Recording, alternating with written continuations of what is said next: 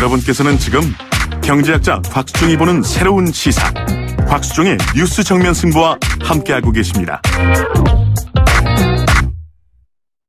네, 그동안 저하고 세금 도둑 잡던 분이세요. 국회의원의 여러 가지 불합리한 세비 지출이라든지 이런 내용을 가지고 도둑을 잡자라고 하던 분이 갑자기는 아니죠. 워낙 실력이 있으신 분이니까 국민헌법자문특별위원회 부위원장이 되셨습니다. 하성수 변호사님과 함께 지금 논의가 되고 있는 이 개헌안, 특히 이 국회가 지금 지지부진하니까 대통령이 개헌안을 준비하고 있죠. 그래서 대통령 직속 정책기획위원회 안에서 국회 헌법자문특별위원회가 만들어졌고 그 안에서 부위원장으로 지금 활동하고 계시는 하성수 변호사와 함께 개헌안 준비 내용 살펴보겠습니다. 안녕하십니까? 네, 안녕하십니까? 끝나시고 난 다음에 세금 도둑 잡으셔야죠, 그죠?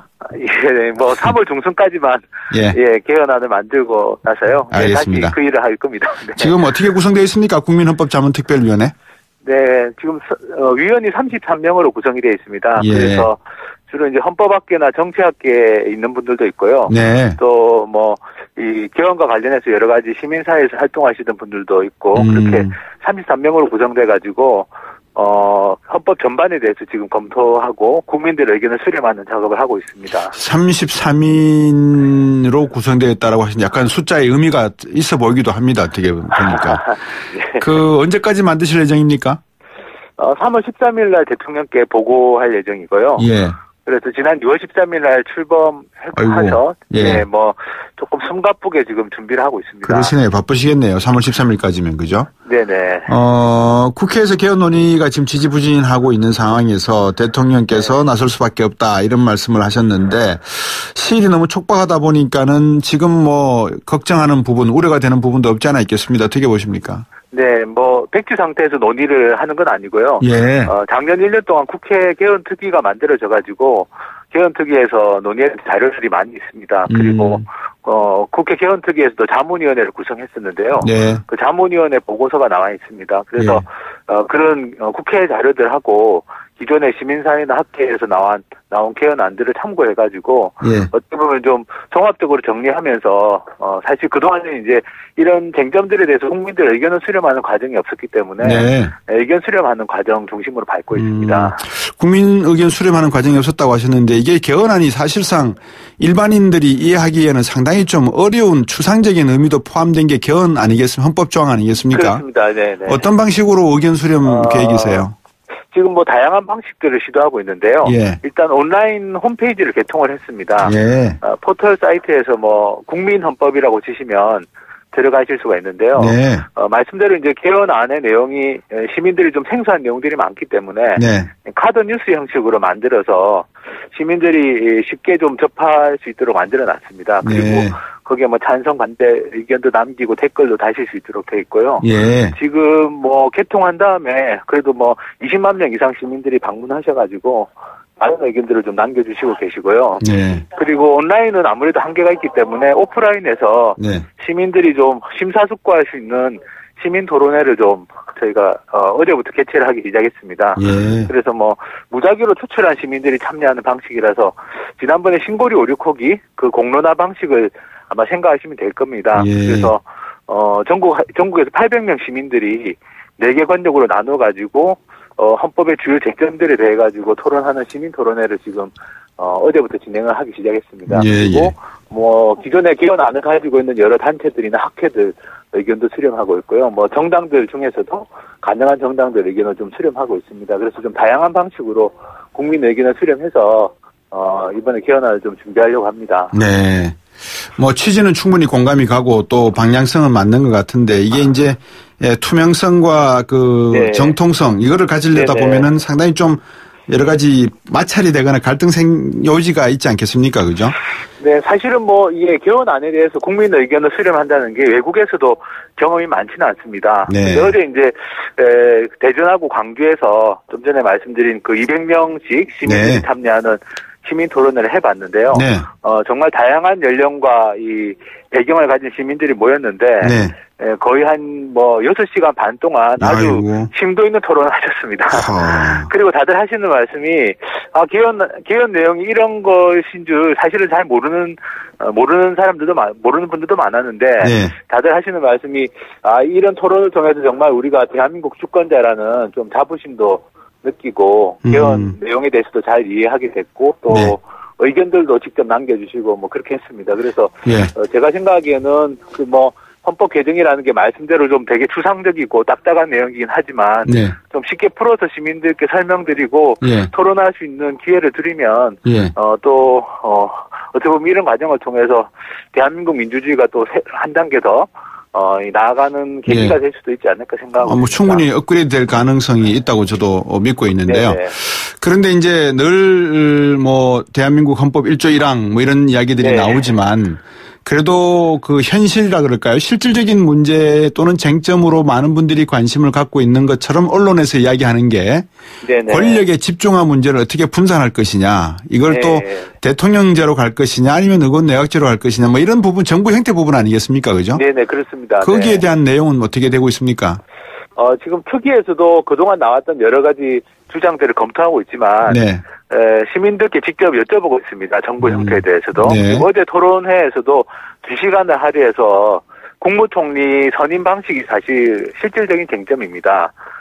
우리나라에서 대통령제나 유언 집정부제 요즘 논쟁이 많은데요. 네. 근데 사실은 그 차이는 이제 대통령이 국무총리를 임명하는 현행 방식을 택하느냐, 네. 아니면 국무총리를 국회에서 선출하느냐 그 차이가 있습니다. 예. 그래서 어제 그 차이에 대해서 2시간 동안 시민들이 수기해서 네. 심사숙고해서 토론하는 과정들도 봐봤고 또 그런 쟁점들에 대해서 2,000명을 대상으로 심층 여론조사도 지금 하고 있습니다. 예. 대체로 보면 이제 시민들께서 권력이 좀 분산되는 거 필요하다고들 생각하시는데 네. 권력을 분산하되 대통령제를 위해서 분산할 거냐 아니면 이제 좀 새로운 방식을 도입할 거냐에 대해서는 시민들도 여러 가지 고민들을 좀 하시는 것 같고요. 네. 저는 이런 문제가 정답이 꼭 있는 문제는 아니기 때문에 예. 시민들도 이런 문제에 대해서 정확하게 알고 토론하고 예. 또 정치권에서도 다른 한편으로는 좀 합의점을 찾아 나가는 게 필요하지 않을까 싶습니다. 예. 방금 수기영 시민 토론회가 고리 오리코기, 신고리 오리코기 공나무 가정예산 도입된 내용이지 않습니까? 그죠? 네. 근데 우리나라의 많은 분들이 수기영 토론을 하시던 아니면 직접 민주주의식으로 토론에 참석해서 의견을 밝혀주시는 가운데에서 네네. 이 정부 형태에 대해서만큼은 의원 내각제나 이원 집정제보다는 대통령제를 더 선호하시는 것 같아요. 그러시면서 또 한편으로는 모순적인 이야기인데 대통령의 권력은 분산했으면 좋겠다. 사실 우리 하성수 변호사님도 잘 아시지만 정치라고 하는 게 태양이 하나지 태양이 둘은 될 수 없지 않습니까? 네네네. 그런데 형식 추상적인 의미에서는 이상적인 또 로맨틱한 입장에서는 권력 분산이 맞지만 대통령 중심제에서는 그게 어렵다는 측면이 있을 건데 국민들에게 이런 부분은 조금 더 설명을 해 주시고 토론을 하게 해야 되는 방법도 택해야 되지 않을까요? 어떻게 보세요? 예. 대통령제를 지금 유지하자는 입장도 현행 대통령의 권한을 그대로 유지하자는 건 아닌 것 같습니다. 그동안 국회에서 토론한 내용을 보더라도 대통령제를 유지하되 대통령의 인사권이라든지 예산 편성권이라든지 이런 것들이 핵심적인 권한이라고 할 수 있습니다. 법률안 제출권이라든지 이런 부분들은 좀 지금보다 제한하고 감사원도 독립성을 강화하고 이렇게 하자는 거는 대통령제를 유지하자는 입장에서도 지금 말씀하고 계시는 부분들이라서요. 그래서 사실은 시민들께서도 어제 토론에서도 이런 이야기들까지 시민들이 궁금해하시기도 하고 또 토론하는 과정에서 얘기가 자연스럽게 나왔습니다. 그래서 큰 방향은 잡고 있는 것 같고요. 이제 다만 이제 그럼에도 불구하고 선택은 해야 되기 때문에 말씀대로 이제 대통령 중심의 권력 구조를 유지하면서 분산시키느냐 아니면 좀 새로운 체제를 취하느냐는 선택의 문제이기 때문에 그 문제는 토의를 해 나가면서 좀 답을 찾아 나가야 되지 않을까 싶습니다.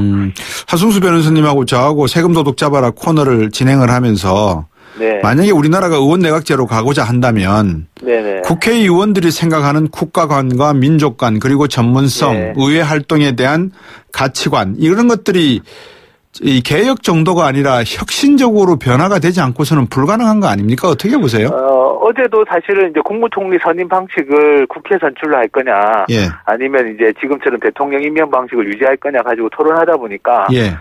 시민들께서 가장 많이 말씀하시는 게 국회에 대한 불신 문제였습니다. 그렇죠. 예. 지금의 국회를 그대로 두고, 예. 어떻게 이제 더 많은 권한을 국회에 줄 수가 있느냐. 예. 그래서 다들 하시는 말씀이 저희 토론 주제는 아니었는데요. 네네. 국회 개혁을 강력하게 요구를 하셨습니다. 그러니까요. 네, 그래서 뭐 저는 대한민국 주권자들이 그 정도로 현명하시다고 보고요. 예. 말씀하신 것처럼 이제 국회 개혁은 뭐 헌법을 고쳐서 뭐 전부 할 수 있는 그런 사항은 아니지만, 네. 국회 개혁대로 추진하고, 예.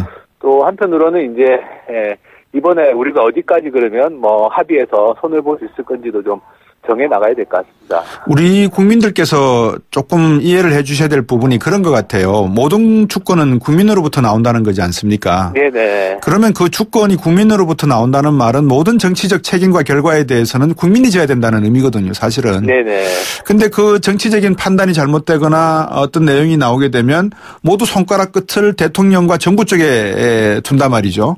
예. 그래서 국민들께서도 이 부분, 즉 그 직접 민주주의 제도가 아닌 소위 말해서 네. 간접 민주주의 제도라 하더라도 네네. 투표를 통해서 국민이 가져야 될 책임과 의무에 대한 인식만큼은 조금 더 발전돼야 되고 업그레이드해야 된다 이런 이야기도 좀 주셔야 될 것 같아요. 그죠? 네네네. 뭐 시민들께서도 또 많이들 말씀하시는 게 네. 어쨌든 선거제도가 좀 개혁되고 네. 정당들이 지금보다는 좀 정당 개혁이 돼가지고 예. 어쨌든 뭐 유권자들도 투표를 잘 해야 되지만 예. 선거로 뽑힌 대표자들이나 정당들이 좀 책임 있게 정치를 하고 네. 유권자들도 거기에 맞게 또 책임 있게 투표를 하고 이렇게 해야 된다는 말씀들을 좀 많이 하시고요. 네. 또 한편으로는 이제 아무리 우리가 대의민주주의 국가지만 네. 국민들이 직접 의사결정에 참여하는 직접 민주제 네. 도입을 요구하는 목소리도 좀 많았습니다. 그래서 뭐 국민 소환, 국민 발안 이런 제도들이 지금 논의되고 있는데 네. 많은 시민들이 그런 제도들을 좀 도입해서 우리가 뭐 대표자를 뽑아서 위임을 해야 되지만 그래도 잘못하는 사람들을 쫓아낸다든지 일을 안 하고 있으면 뭐 우리가 직접 헌법이나 법률안을 낸다든지 이런 것들도 좀 많이들 바라고 계시는 것 같습니다. 예. 우리 역사 속에서 놓고 보면 그 임진왜란도 그렇고 일본 식민지 어제가 3.1절이었습니다만 일본이 한국을 침략했을 때 생각지 못했던 게 의병활동 즉 민초들이 들고 일어나는 부분에 대해서만큼은 생각을 못한 부분이 전략적인 미스였다는 거 아니겠습니까? 네네. 그런 의미에서 놓고 보면 우리 국민들 민초들이 갖고 계시는 여러 가지 의견들이 직접 민주주의 형태로 나오는 게 하나의 그 특성이면서도 긍정적인 측면인 것 같은데 어떻게 보십니까? 청취자 한 분이 이런 글을 주셨어요. 0324번님입니다. 개헌 꼭 해야 됩니까? 네. 어쨌든 이게 30년 동안 우리가 개헌을 못하고 있었고요. 예. 이번 개헌이 이제 정치권에서는 주로 정부 형태를 중심으로 논의가 되고 있지만 예. 다른 한편으로는 국민들의 기본권 강화를 위해서도 개헌은 좀 필요한 상황입니다. 예. 이번에 논의되고 있는 기본권 중에서도 뭐 안정권 같은 것도 있고요. 네. 또 뭐 노동자나 농민들이 또 요구하는 사항들도 많이 있고 네. 또 얼마 전에 장애인 단체에서 활동하시는 분들이 저희 위원회를 찾아왔는데 예. 지금 헌법에는 장애인이라는 표현도 아니고 장애자라고 되어 있습니다. 예. 그래서 뭐 이렇게 표현도 표현이지만 이렇게 그런 약자들의 권리를 네. 헌법이 더 많이 보장해 주기를 바라는 목소리들도 있어서 그래서 뭐 기본권을 강화하거나 이런 부분들에 대해서는 또 우리 국민들의 삶과 직결되어 있기 때문에 네. 그래서 뭐 저는 30년 동안 헌법을 개정하지 못하는 경우는 민주주의 국가에서도 좀 드문 사례라서 저는 좀 어렵더라도 개헌을 하긴 해야 될 것 같고요. 그렇죠. 정치권에서 이제 정부 형태 때문에 지금 합의가 잘 안 되고 있는데 이 부분도 시민들이 충분히 설명을 듣고 토론을 해보면 좀 현명한 결론 같은 것들이 좀 나올 수 있지 않을까 기대하고 있습니다. 그 토론하고 시민들과 나누시는 내용들이 어떻게 이번 개헌안에 어떻게 반영될 것입니까? 네, 뭐 단순히 다수의 의견을 따르는 건 아닌데요. 예. 이제 특히 숙기 토론회 같은 경우는 토론을 하기 전에 시민들의 의견하고 토론을 한 다음에 시민들의 의견이 어떻게 변화하는지를 살펴보는 게 핵심입니다. 네. 그래서 그런 결과들을 통해서 우리 시민들이 진정으로 바라는 게 무엇인지를 좀 읽어내려고 하고요. 예. 읽어낸 것들을 최대한 개헌안을 작성하는 과정에 좀 반영하려고 합니다. 예. 뭐 여론조사라든지 이런 것들도 마찬가지로 이제 뭐 그 여론조사에서 다수의 의견을 그대로 갈 수는 없지만 네. 우리 국민들이 바라는 큰 방향이 어떤 것들인지를 좀 확인해서 그 네. 개헌안을 좀 반영하려고 합니다.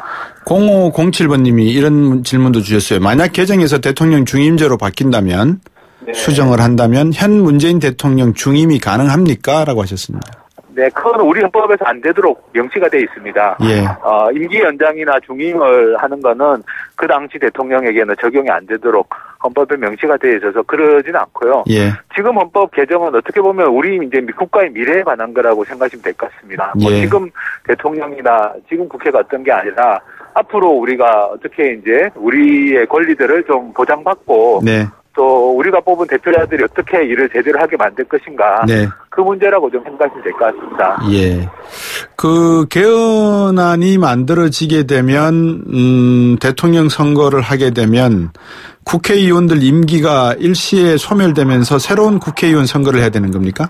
아닙니다. 뭐 지금 개헌안을 만들더라도요. 예. 시행 시기는 또 정하는 건 또 다른 문제라서 예. 당장 뭐 현재 대통령이나 국회의원들 임기에 영향을 미치는 건 아닙니다. 예. 아마 다음번에 뽑히는 대통령이나 국회의원부터는 예. 아마 새로운 헌법에 적용을 받는 건 분명히 그럴 것 같은데요. 예. 그전에는 아마도 그렇게 되기는 쉽지 않을 것 같습니다. 예.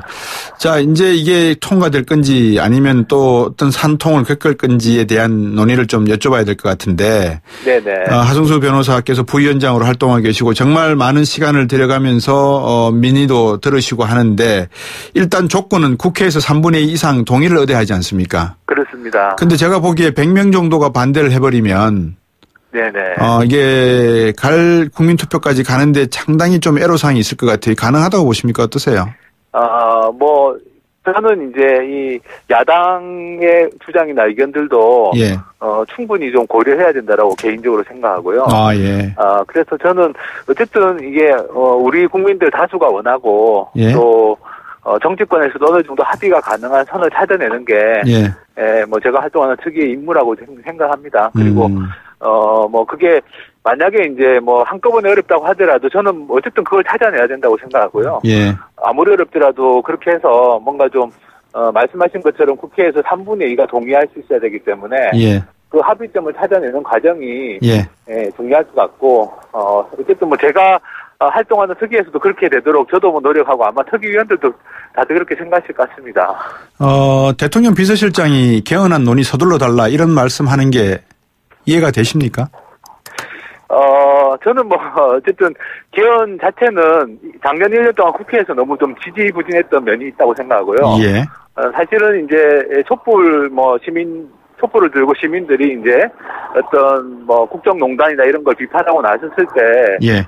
사실 개헌 논의가 시작이 됐는데 네. 1년 동안 아무 성과가 없었던 게 문제였다고 생각합니다. 그래서 그렇죠.